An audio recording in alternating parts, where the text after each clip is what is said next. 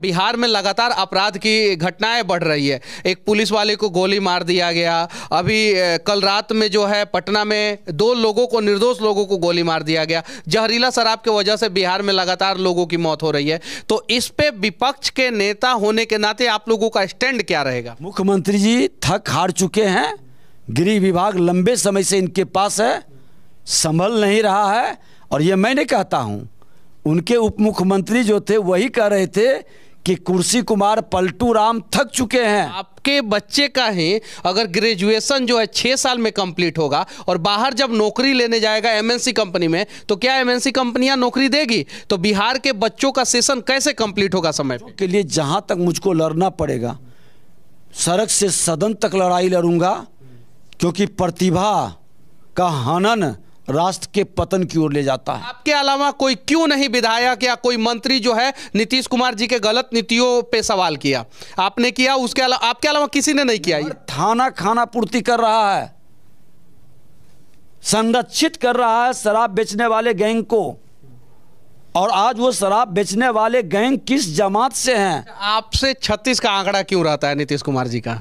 सवाल मैं आपसे पूछना चाहता हूं, अगर वो चंद्रगुप्त मौर्य बनने का मौका आपको मिल गया, मैं तो चाणक्य की भूमिका में हूं, अगर मौका मिला चंद्रगुप्त मौर्य बनने का,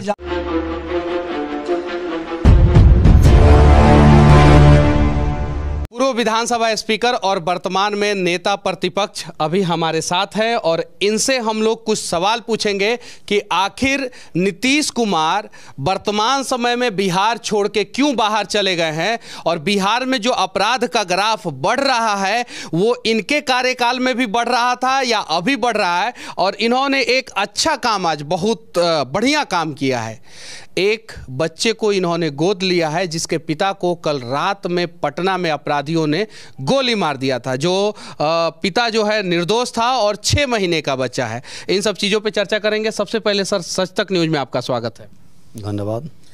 पहला सवाल आपसे ये है कि आपने जो आज पटना सिटी में एक बच्चे को गोद लिया है, वो गोद पॉलिटिकल स्टंट है या इस प्रकार का काम आप पहले भी करते रहते थे? देखिए, मैं बता दूं कि विधानसभा अध्यक्ष के नाते सामाजिक नैतिक संकल्प अभियान हम लोग इस किताब के माध्यम से राष्ट्रपति महोदय ने शुभारंभ किया था और चला रहे थे। ये अभियान ऑलरेडी पहले से चल रहा है। यानी आप जो है ये, हाँ, ये तो बुक है और उसमें प्रिंट है कि अभिभावक विहीन बच्चों का अभिभावक बने और बच्चे विहीन अभिभावक गोद लेकर बच्चों का अभिभावक बने। जो शायद से कितने साल पुराना ये किताब है? लगभग ये 1.5 साल से ऊपर हो गया। तो इनसे सीखना चाहिए और भी नेताओं को और आगे आना चाहिए। बिहार में लगातार अपराध की घटनाएं बढ़ रही है। एक पुलिस वाले को गोली मार दिया गया। अभी कल रात में जो है पटना में 2 लोगों को, निर्दोष लोगों को गोली मार दिया गया। जहरीला शराब की वजह से बिहार में लगातार लोगों की मौत हो रही है। तो इस पे विपक्ष के नेता होने के नाते आप लोगों का स्टैंड क्या रहेगा? देखिए, ये बड़ा ही दुखद और दुर्भाग्य है कि 2005 और 2010 के बीच में ये स्वर्णिम काल था सुशासन का। 10 के बाद इनको 115 सीट जदयू को आया। माननीय मुख्यमंत्री जी का अहंकार बढ़ गया। अपने बलबूते एक सरकार की कल्पना करके इन्होंने 13 में गठबंधन तोड़ा।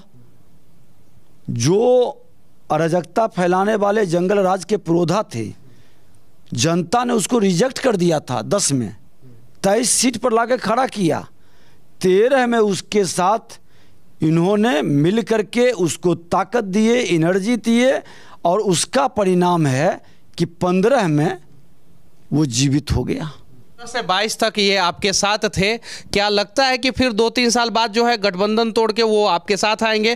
क्योंकि नीतीश कुमार को अगर किसी ने नेता बनाया है तो बीजेपी के ही पंडित अटल बिहारी वाजपेयी, जो इन्हें रेल मंत्री और भी बहुत सारे मंत्रालय को दिया, और उसके बाद से जो है मुख्यमंत्री के कुर्सी पर बिठाने वाले अटल बिहारी वाजपेयी ही हैं।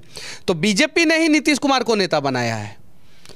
देखिए, भारतीय जनता पार्टी के सभी लोग राष्ट्र हित में, समाज हित में काम करता है। चाणक्य की भूमिका निभाता है, चंद्रगुप्त के चक्कर में नहीं पड़ता है। अच्छा, चंद्रगुप्त को अब क्यों नहीं स्वीकार कर रहे हैं आप लोग?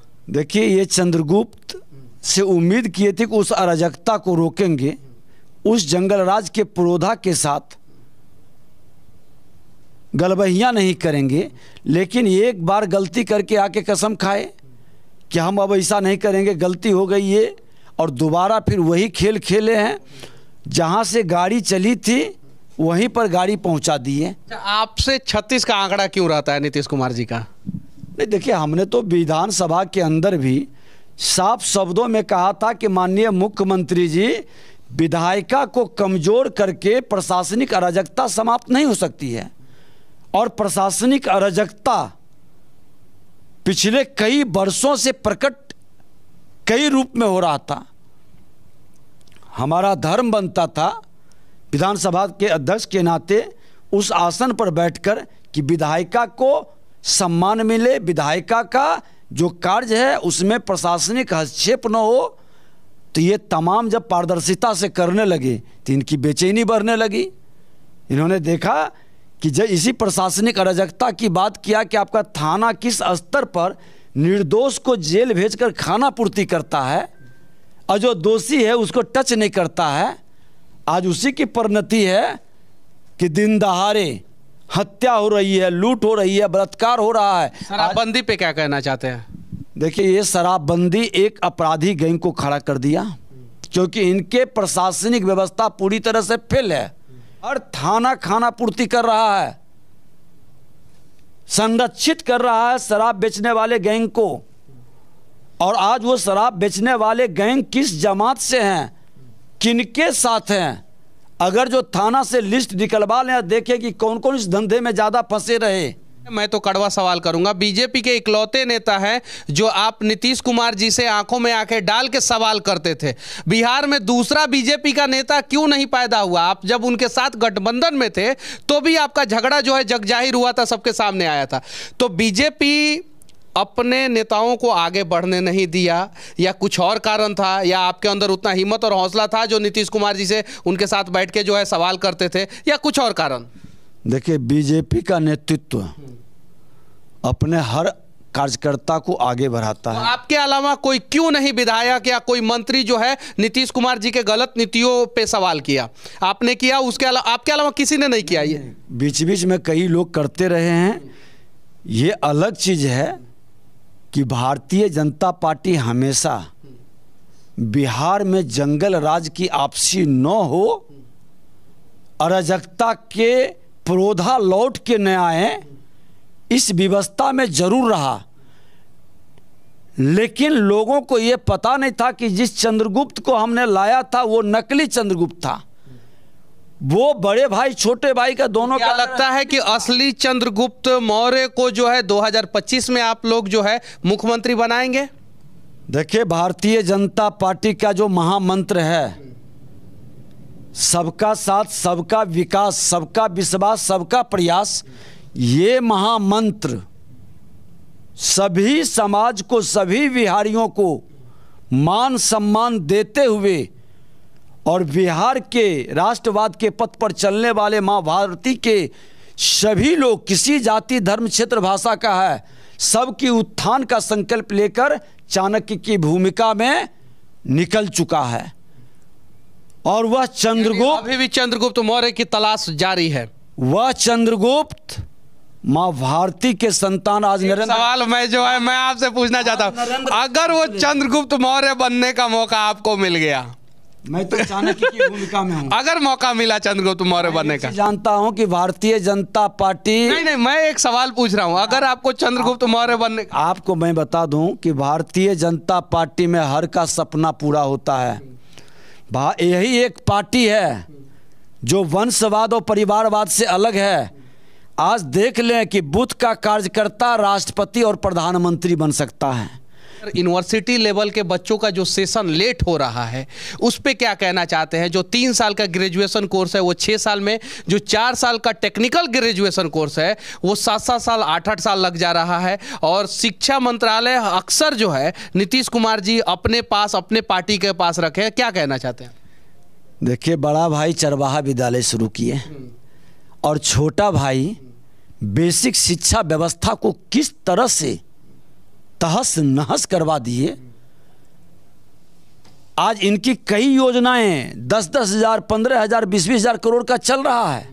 कहीं 7 निश्चय में इनको आनंद मिल रहा है तो कहीं जल जीवन हरियाली में। अच्छी बात है, चले योजना, लेकिन हमारा लेकिन 7 निश्चय योजना में से एक भी योजना जो है वो सफल नहीं है, धरातल पे नहीं है, ये बात सत्य है। ये तो विश्लेषण सारी जनता कर रही है। हर घर का नल का जल, कौशल विकास के अंदर हमने निकाला, जो प्रतिवेदन उपस्थापित सदन के अंदर करना था, जिसमें कई करोड़ के घोटाला सदन के अंदर उठा।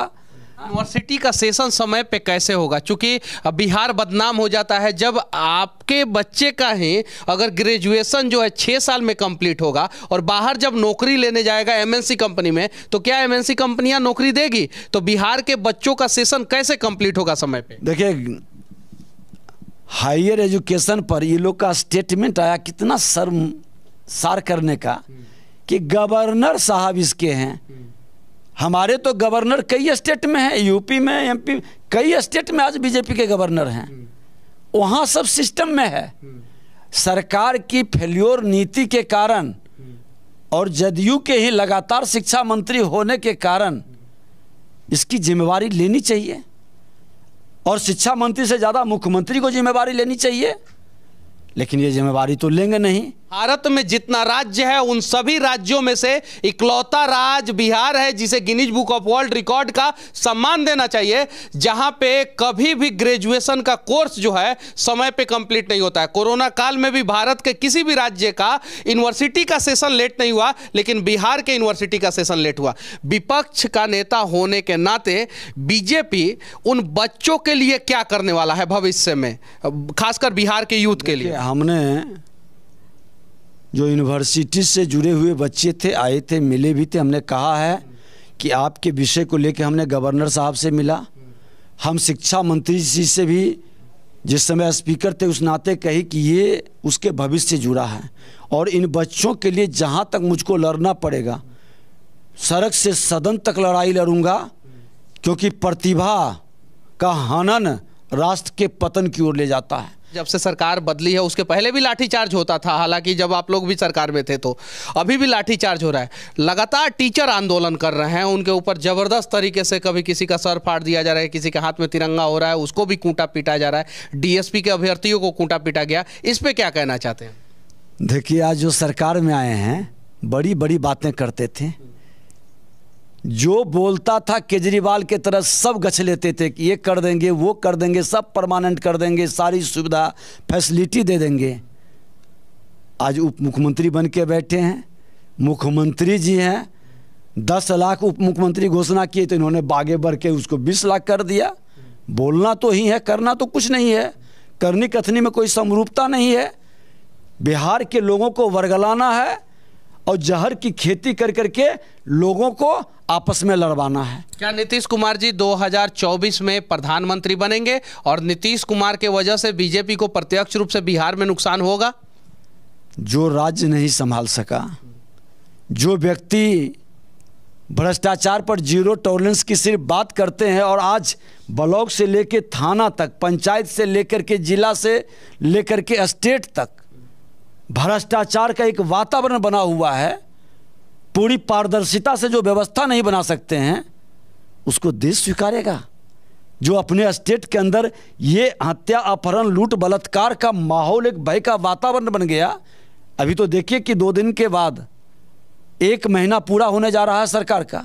मुख्यमंत्री जी थक हार चुके हैं, गृह विभाग लंबे समय से इनके पास है, संभल नहीं रहा है। और ये मैं नहीं कहता हूँ, उनके उप मुख्यमंत्री जो थे वही कह रहे थे कि कुर्सी कुमार पलटू राम थक चुके हैं, इनसे संभल नहीं रहा है, ये बेशर्म मुख्यमंत्री हैं। ये सारा उपमा अलंकार वही दिए हैं। क्यों इतना मनोबल बढ़ा है? और क्यों आपका प्रशासन इतना कमज़ोर हुआ है, उसका मनोबल गिरा है। आज आपके प्रशासन पर गोली चला करके एक सिपाही को शहीद कर दिया। कल हम जा रहे हैं मसौढ़ी, ये क्या हो रहा है बिहार के अंदर?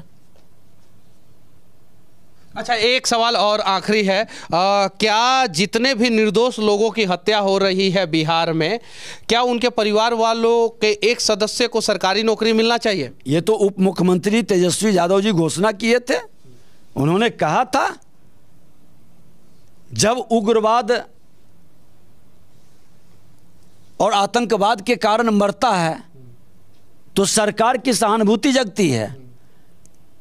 तो अपराधियों की गोली से जो शिकार होता है, आज सत्ता में बैठे हैं, उसको सरकारी नौकरी दे, उसके बच्चों को पढ़ने की व्यवस्था बनाए। सरकार प्रतिपक्ष का कहना है कि अगर बिहार में किसी भी निर्दोष का हत्या किसी भी प्रकार से अपराधियों के द्वारा किया जाता है तो निर्दोष के परिवार वालों के एक सदस्य को उसके पढ़ाई के अनुसार जो है एक सरकारी नौकरी दिया जाना चाहिए। बाकी बिहार के अपराध की घटनाओं को कैसे लगाम लगाया जाए, बिहार को आगे कैसे बढ़ाया जाए, 2025 में बिहार में किसकी सरकार बनेगी, इन सब चीज़ों के बारे में आप लोग क्या सोचते हैं कमेंट करके जरूर बताना। साथ ही बिहार में सबसे बड़ा समस्या यूनिवर्सिटी के सेशन को कैसे टाइमली किया जाए, इसके बारे में भी जरूर अपना राय रखना। जय हिंद।